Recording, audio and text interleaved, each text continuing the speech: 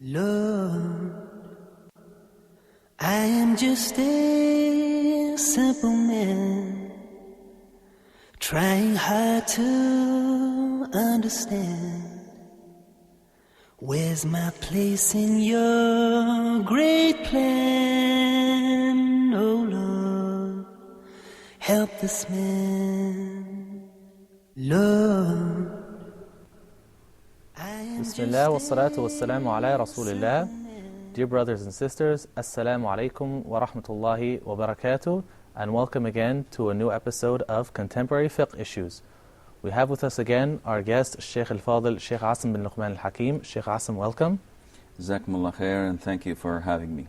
Barakallahu feekum. Sheikh Assim is one of the well-known du'at who has traveled extensively around the world and lectured in both English and Arabic. He's the khatib and imam of a masjid in Jeddah, Saudi Arabia, and has been in such position for the last 21 years. Sheikh, today we're going to discuss a very serious issue that a lot of Muslims find difficult in dealing with, and we ask Allah to save us from it, and as the issue of abortion. We'd like your expert opinion on the issue, but first we have a report that we filmed with a doctor, Dr. Ihab Samaha. So let's go to the report first, inshallah. I am just a simple man. Bismillahirrahmanirrahim. My name is Ihab Samaha. I am a lecturer and consultant of obstetrics and gynecology. Today we are going to talk about abortion. Abortion can be defined as termination of pregnancy during the first or during the second trimester. And it can be done on a dead or a living fetus. The types of abortions are many. It includes a blighted ovum, which is an embryonic pregnancy. It can be spontaneous, it can be incomplete, it can be complete, it can be missed, it can be septic, or it can be recurrent abortion. The incidence of abortion before the age of 20 years is about 12%, and the incidence is about 26% above the age of 40 years. And the incidence of spontaneous abortion is about 80%, more than 80% of spontaneous abortions occur during the first 12 weeks of pregnancy. The causes of abortions are many. It could be fetal, like chromosomal anomalies, whether it's aneuploidy or euploidy. Aneuploidy like trisomy, monosomy, which is 45X, triploidy, tetraploidy. It could be of maternal origin, like if she has a chronic debilitating disease like TB or cancer. It could be endocrinal causes like hypothyroidism or diabetes mellitus. It could be uterine, if we have uterine anomalies, whether septate or subseptate or bicornuate uterus or incompetent os. It could be from drugs like alcohol, caffeine, tobacco, could be from radiation or from contraception if she has an IUD inside the uterus. It can be from other diseases like thrombophilia or antiphospholipid syndrome or systemic lupus erythematosus. Actually, there are too many reasons for abortion, and the least is infection. Indications of abortions are if the baby is dead, we should give the mother a treatment in the form of drugs, or we could do a surgery in the form of evacuation and curettage if she's in the first trimester, or induction of abortion if she's in the second trimester. If the baby is living, the indications are variable depending on whether the problem is in the mother or in the fetus. If the problem in the mother, like if she's having a heart disease that cannot withstand pregnancy, we should terminate pregnancy. If the mother develops a disease during pregnancy like preeclampsia or eclampsia, we should terminate pregnancy. If there are problems in the fetus, like if the fetus is congenitally malformed, if there are if there are anomalies in the fetus, we should terminate pregnancy. But anomalies that cannot survive later on, like neural tube defects, multiple congenital anomalies in the limbs, in the heart, in the abdomen. In this case, we should terminate pregnancy. Lord, I am just a simple man. Assalamu alaikum wa rahmatullahi wa barakatuh, and welcome back. Sheikh Asim, we just saw the report on the issue of abortion by Dr. Ihab Samaha. For many individuals in the West specifically, people equate abortion with a miscarriage. They say, well, a miscarriage is the same thing, so why can't we have an abortion? Could you please elaborate on the difference between these two issues? Bismillah ar-Rahman ar-Rahim. Alhamdulillah Rabbil Alameen. Sallallahu wa sallam wa barak ala abdihi wa rasulih al-Ameen. Nabiyyina Muhammadin wa ala alihi wa sahbihi ajma'in. There is a difference between miscarriage and abortion. Miscarriage is something that is done without any human intervention.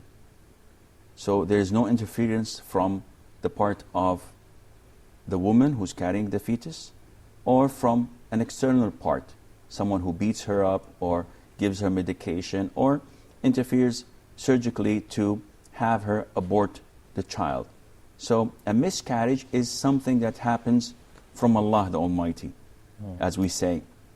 And we believe that it is in the best interest of the mother, because usually, as physicians say, that whenever a miscarriage takes place, this is because there is some form of mutilation or deformation in the fetus that would most likely be the cause of this child to be born into some form of being retarded, being something that is wrong in it. So Allah Azza wa Jal would choose for the pregnancy to be terminated as this early stage. And as a believer, we believe that whatever Allah Azza wa Jal rules upon a Muslim, then this ruling is for his or her best. And a miscarriage is, as said, is something that humans have no intervention to or with. Not like abortion. Abortion is something that is premeditated, and it is something that a person does, either a physician or by sort of abuse of the pregnancy. The mother can abort herself by carrying heavy things, for example, or by being beaten by or abused by someone else, and then she aborts her pregnancy. And this form of abortion is divided into two types. As we know that the first type is before the soul is breathed into the fetus. And the second type is after it was breathed into the fetus. Allah the Almighty tells us in the Quran, or the Prophet ﷺ tells us in the authentic hadith, the creation of any one of you is put together in his mother's womb for 40 days. So these are, of course, by a person who was illiterate and did not go to any medical schools, Sallallahu Alaihi Wasallam, the Prophet, and who could not read or write. Yet it is a revelation from Allah. He stated this 15 centuries ago. He said that the creation of any one of you is put together in his mother's womb for 40 days. Then he becomes a alaqa, which is a piece of thick coagulated blood, for a similar period, which is another 40 days.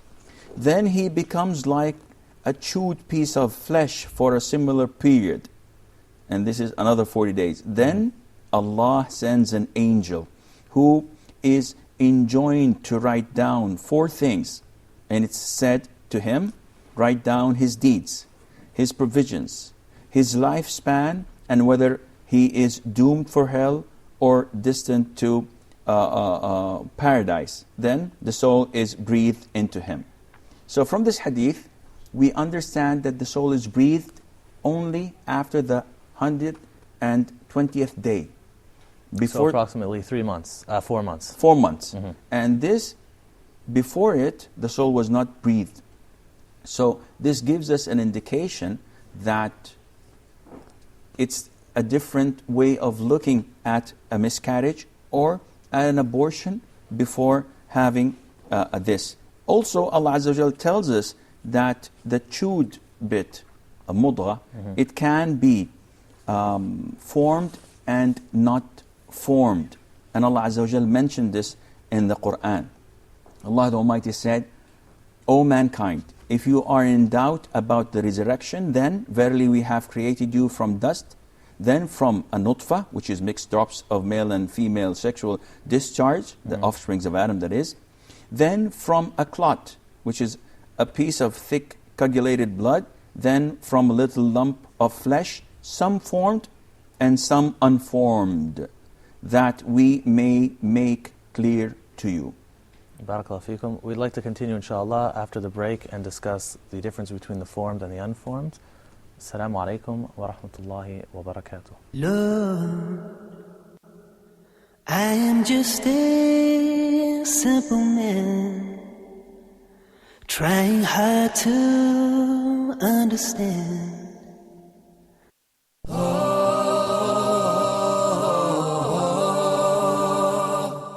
The story of Adam alayhi salam. Allah subhanahu wa ta'ala taught Adam the names of everything. Sayyidina Musa alayhi salam approached that fire and he was surprised. The arrow killed the boy. If you want to be saved in this world, get on the ark of Islam. نحن نقص عليك أحسن القصص بما أوحينا إليك هذا القرآن وإن كنت من قبله لمن الغافلين.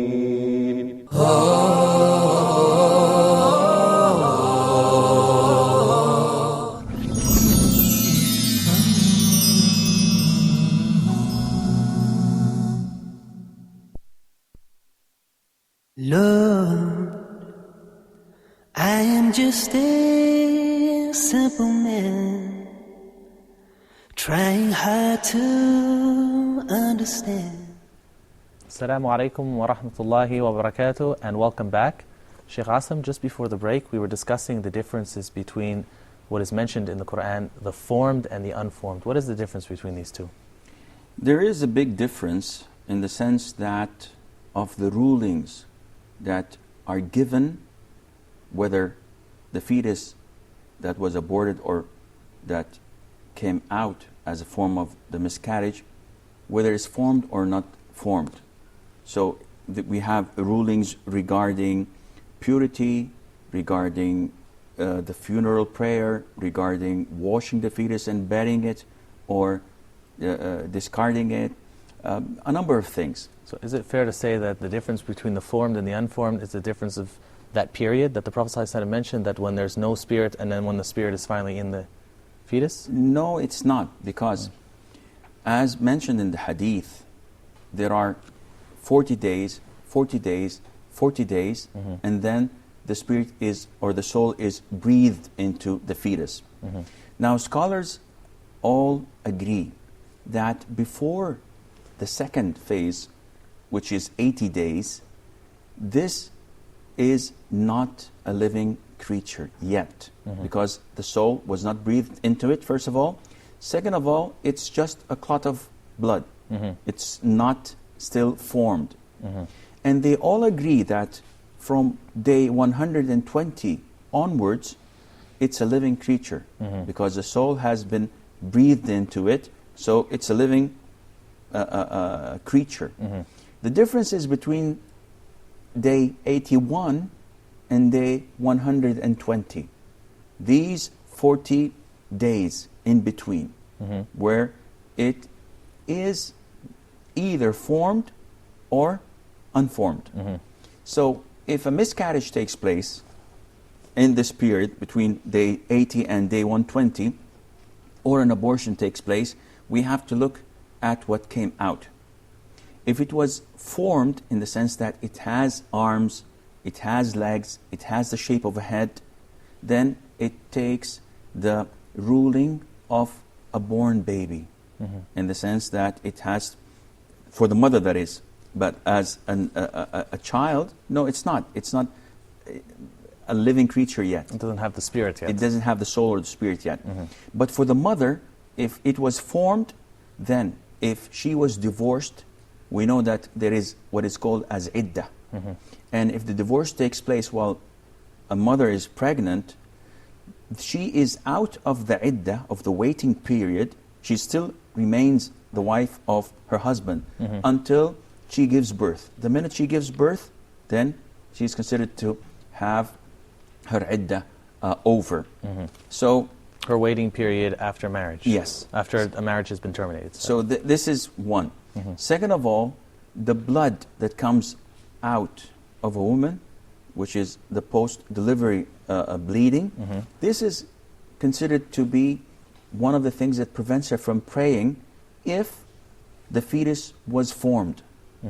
But if it was not formed, then she has to pray and she has to fast, because this is not considered to be post-bleeding, post-delivery bleeding, and so on. There are a number of verdicts. If the fetus was formed, she does not pray, she does not fast. If it was unformed, she prays and she fasts, and so on. Is she is the formed creature that goes out with a miscarriage, and we ask Allah to protect us, does it have a janazah that's prayed on it before, if the soul still didn't enter the baby? It's not considered to be living. Okay. That's why we do not pray janazah for it. Some scholars say because it is formed, you can do this, and this is a little bit closer to reality because it's in between a living creature and a clot of blood.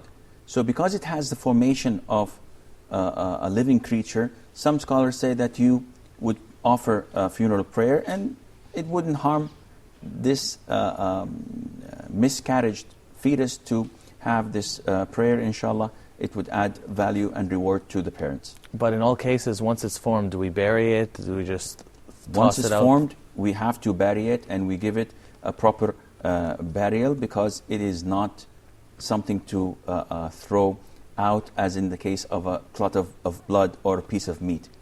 SubhanAllah, one can't help but think, like, after discussing this issue and understanding once a baby is formed and so on, I mean, we see in the animal kingdom, even animals are very protective of their offspring. What could be worse than killing your own children in the eyes of common day murder? So what would drive somebody to want to abort their own child? Well, this has a lot of answers to it, unfortunately.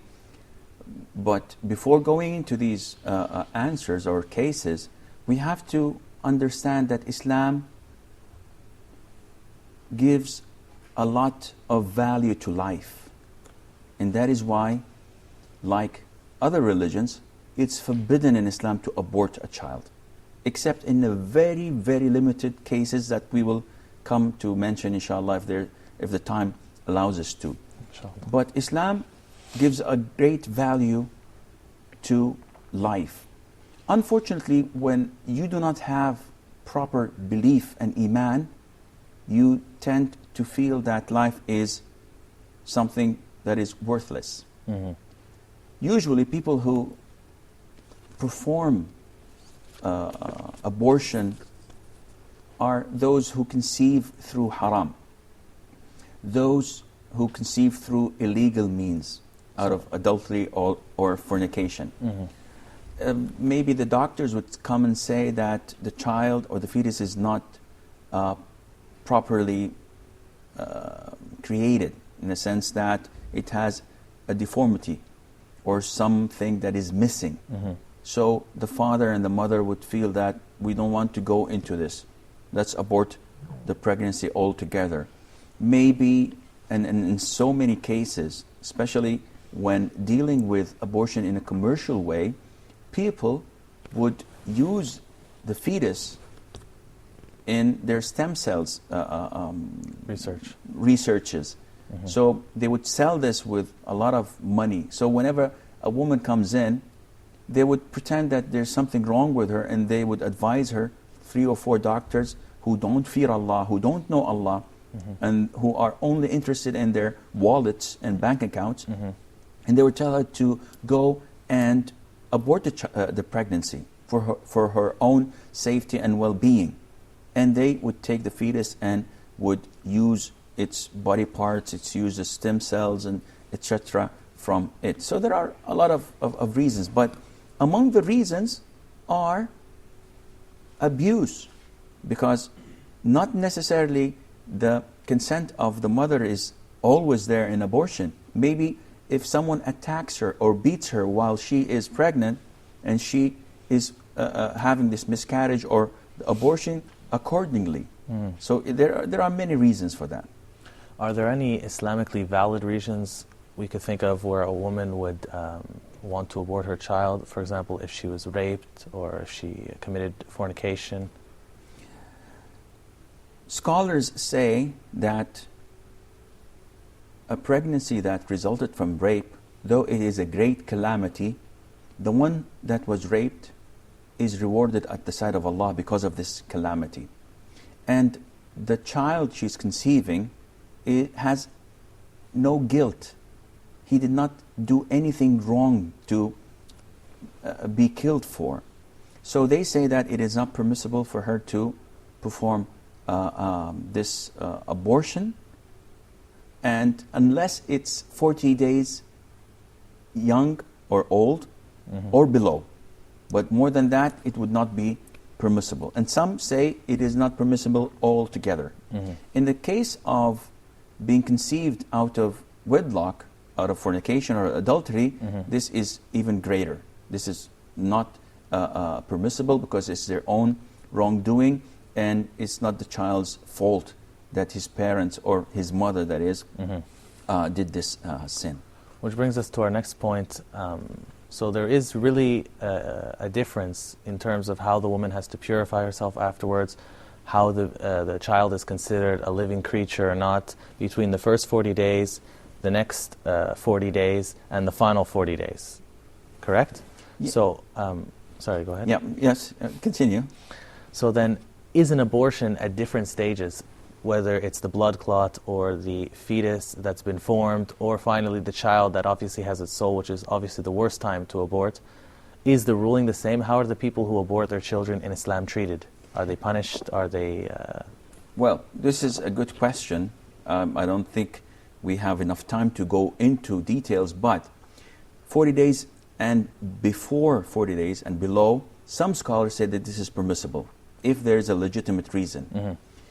If the soul was breathed then, there is no legitimacy whatsoever. It's killing. It's killing. Some even say that even if the mother was facing a heart attack and she could die while giving birth, you cannot abort the child because her death is probable. She might and she may not. But the killing of the fetus, it's a living creature, this is something that is found there. So is it wrong Islamically to abort a child? Yes, it is. Is it punishable? Yes, it is. It is punishable. And in Islam, if you kill a living fetus after the 120 days, you are forced to give expiation, blood money. You are forced to give blood money to the family of the child that was aborted, which is about 5 camels worth of money. What if it's the woman who aborts her own child? Then she's the one who's supposed to do this. Okay. And she gives it, and she has no share in it. She gives it to her husband, who is inheriting this child. And some schools of thought say that the person has to also fast 2 consecutive months as form of expiation. But they're not charged with murder. Well, it is not murder yet, because if the abortion takes place while the woman is pregnant with it, it's not fully fledged murder, but it is part of it, and it's a major sin in Islam.